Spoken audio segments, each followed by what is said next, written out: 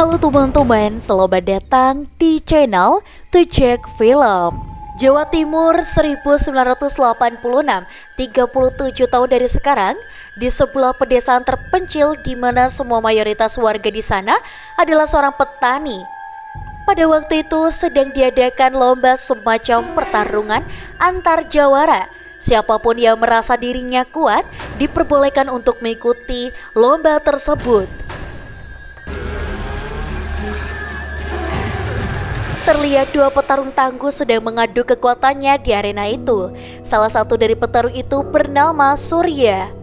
Surya nampak kewalahan menawan musuh yang badannya jauh lebih besar dengan dirinya. Lalu datanglah wanita berparas cantik yang tak lain dia adalah Susana. Susana memberikan semangat kepada Surya untuk terus berjuang seperti kembali mendapatkan suntikan kekuatan. Dan kedatangan Susana ke sana membuat Surya kembali bangkit. Tensing bagi Surya jika dia harus kalah dalam pertarungan itu di hadapan wanita yang paling ia cintai. Dengan sekuat tenaga, Surya menendang lawannya hingga orang itu tersungkur ke kebo yang terpajang di sana. Orang-orang di sana tertawa terbahak-bahak ketika wajah itu diselimuti kebo.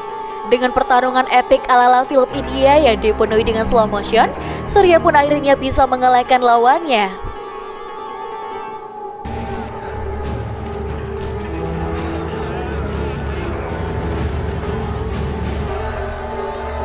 Dari ajang pertarungan paling bergengsi itu, Surya layak mendapatkan hadiah seekor domba.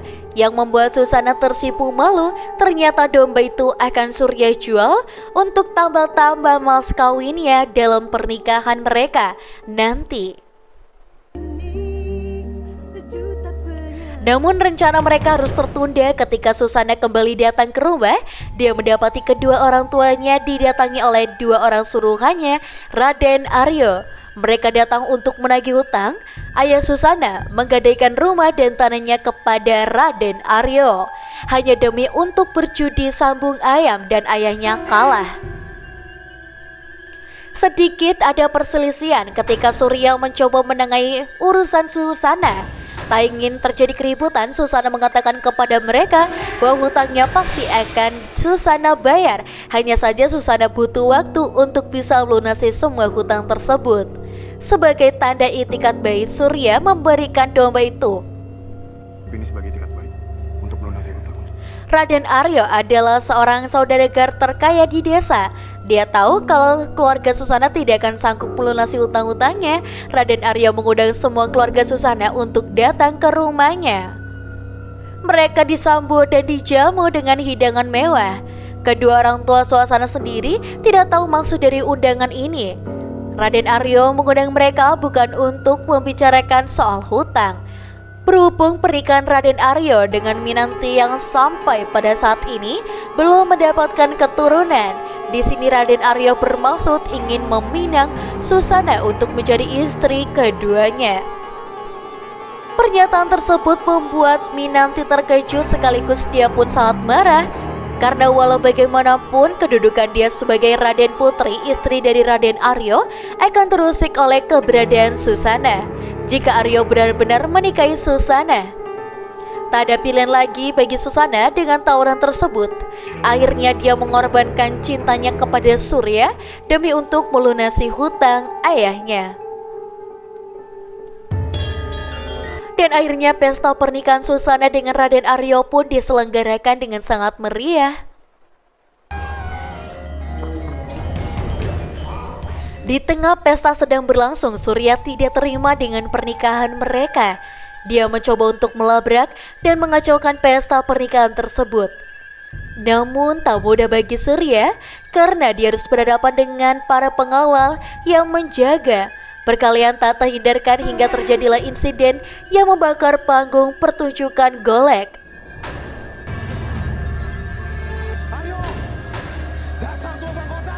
Raden Aryo pun murka atas apa yang telah dilakukan oleh Surya. Surya harus menerima akibatnya karena sudah berani menentang Raden Aryo. Saat Aryo akan memotong salah satu tangan Surya, Susana bersujud memohon kepada Raden Aryo untuk jangan melakukannya dan menghentikan hukuman tersebut. Susana berjanji akan melakukan apapun asal Raden Aryo mengampuni Surya. Mendengar itu tentu saja Raden Aryo sangat senang dan akhirnya dia bisa belah durian Susana.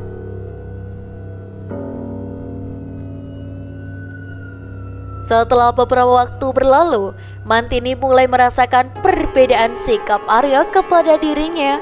Tentunya, mana ada si istri yang mau dimadu oleh suaminya. Namun karena pemegang kekuasaan adalah Raden Aryo, Mantini hanya bisa memendam amarah itu dalam hatinya saja. Sampai pada suatu hari, Mantini menyuruh Pati membantu di rumah itu untuk mengambil sisir miliknya Susana, di mana di sisir itu masih terdapati beberapa rambut bekasnya Susana. Disinilah awal mula Mantini menjalankan rencananya untuk menyingkirkan Susana. Susana terbangun di pagi hari. Dia dikejutkan sudah banyak ular berpisah di dalam kamarnya.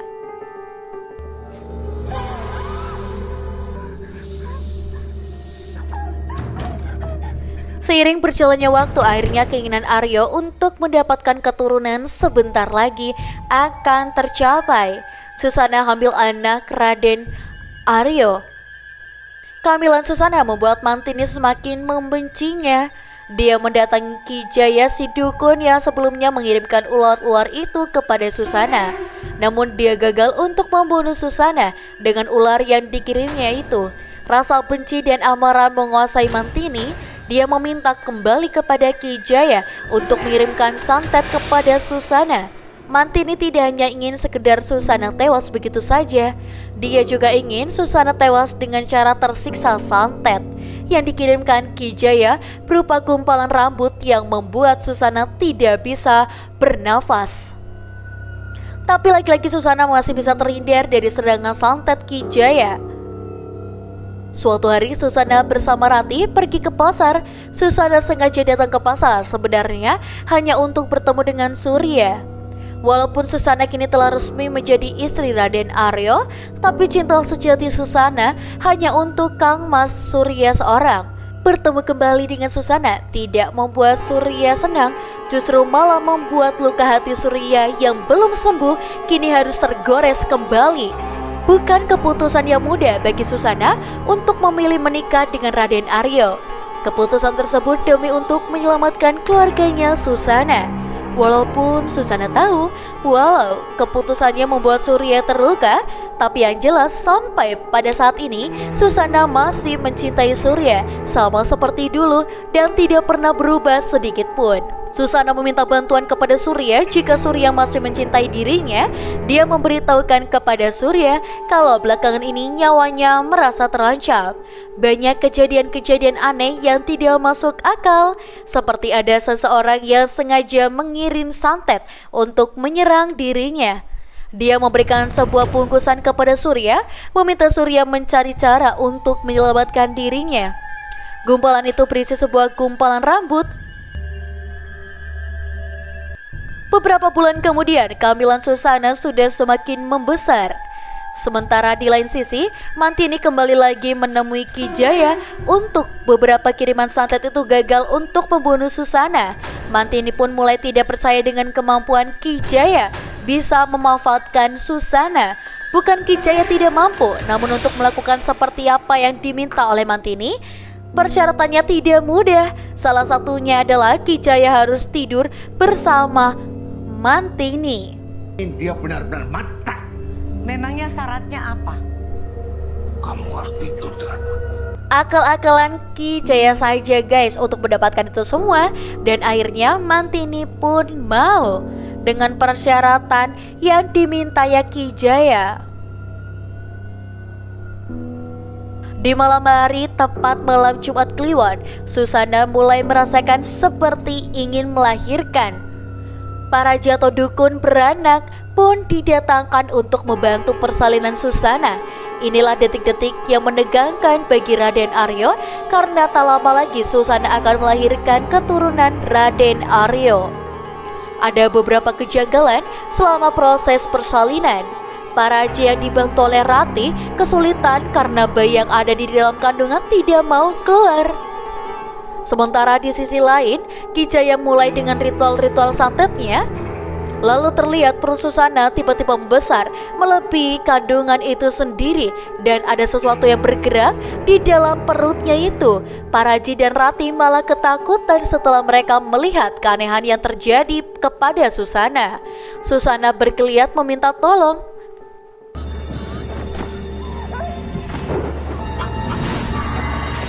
Keanehan terjadi kembali ketika kandungan itu berpindah ke tempat dan kini berada di punggungnya Susana. Seperti balon yang terus diisi oleh angin hingga akhirnya kandungan itu pun pecah.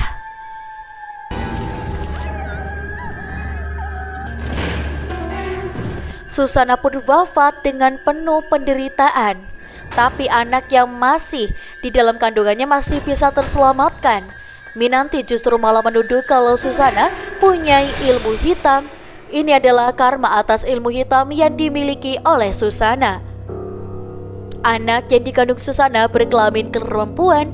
Sedikit ada rasa kecewa di dalam hati Raden Aryo karena Aryo sebenarnya mendambakan seorang anak laki-laki untuk menjadi pewaris tunggal semua kekayaannya. Beberapa hari setelah Susana wafat, saat Rati keluar dari rumah Raden Aryo, tak sengaja dia bertemu dengan Surya. Surya hanya ingin menitipkan sebuah Al-Quran kecil bersama tasbih untuk diberikan kepada Susana. Namun sayang, semuanya sudah terlambat. Rati memberitahukan kalau Susana telah meninggal dunia. Dia juga mengatakan kalau Susana meninggal karena disantet. Tapi Rati tidak tahu siapa yang melakukan santet itu. Bagaikan petir di siang bolong, Surya begitu terpukul mendengar kabar tersebut, seakan tak percaya kalau Susana telah meninggal dunia. Dia meminta kepada Rati untuk memberitahukan di mana kuburannya Susana, dan Surya nekat menggali kuburan Susana. Surya masih belum rela untuk kehilangan Susana. Surya hanya ingin bersama Susana untuk terakhir kalinya. Walaupun itu hanyalah tubuh Susana yang sudah mati.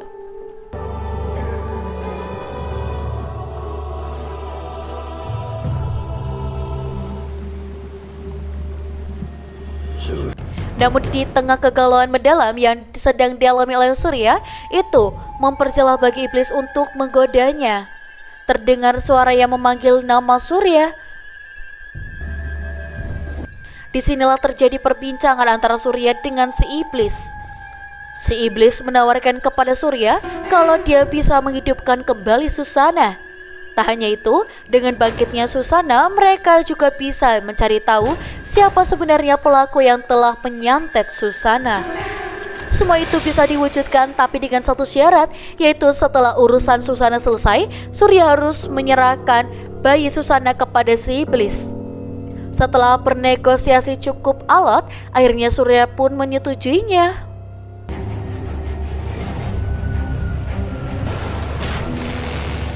Tak lama kemudian, ternyata Susana benar-benar hidup kembali. Di sini si iblis hanya mengembalikan sukma Susana dan dimasukkan kembali ke jasadnya saja. Bisa dikatakan Susana antara hidup dan mati. Tak pernah Surya duga akhirnya dia bisa kembali melihat Susana hidup.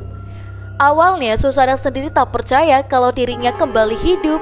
Tapi setelah Surya menjelaskan kalau dirinya mengikat perjanjian dengan iblis untuk menghidupkan kembali Susana, Susana pun akhirnya mengerti tujuan utama Susana kembali hanya ingin bertemu dengan anak kandungnya.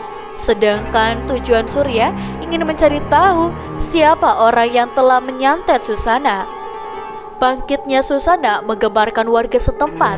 Tak sedikit para warga pernah melihat penampakan Susana dengan memperlihatkan tubuhnya yang bolong.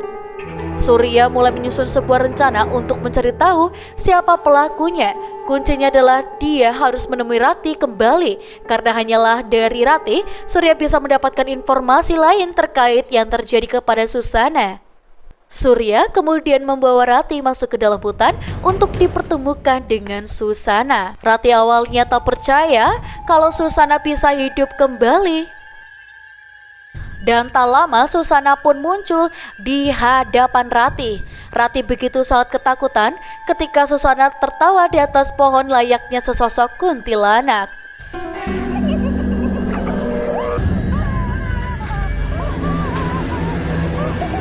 Ini Rati, dia bisa bantu kita bertemu anakmu lagi, Susana.